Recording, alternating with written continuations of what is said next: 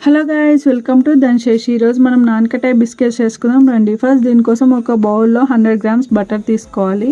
దీన్ని మంచిగా విస్క్ చేసుకోవాలి క్రీమీ టెక్స్చర్ వచ్చేంత వరకు.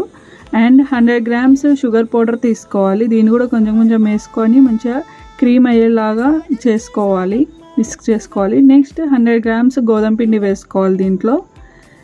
నెక్స్ట్ ఒక 50 గ్రామ్స్ శనగపిండి వేసుకోవాలి, మంచిగా మిక్స్ చేసుకోవాలి. దీంట్లో బాదం తురుము కూడా వేసుకోవాలి, మంచిగా మిక్స్ చేసుకొని దీంట్లో baking powder, baking soda and 2 table spoon Bombay రవ్వ వేసుకొని ఇలా మిక్స్ చేసుకొని ముద్దలా చేసుకోవాలి. ఇలా తుంచితే ఇంత మంచిగా రావాలి. నెక్స్ట్ దీన్ని కొంచెం కొంచెం బాల్స్లా తీసుకొని బిస్కెట్స్లా చేసి మిడిల్లో బాదం తురుము పెట్టుకొని మనం బటర్ రాసిన ప్లేట్లో అన్నీ అరేంజ్ చేసుకోవాలి. ప్రీహీట్ చేసిన బౌల్లో ఇది పెట్టేసుకోవాలి. ఒక 35 మినిట్స్ ప్రీహీట్ చేసిన బౌల్లో పెట్టేస్తే మీడియం ఫ్లేమ్లో పెట్టాలి. 35 మినిట్స్ తర్వాత మనకి బిస్కెట్ రెడీ అవుతుంది. అంతే అండి, ఎంతో easy and healthy biscuits ready. Super.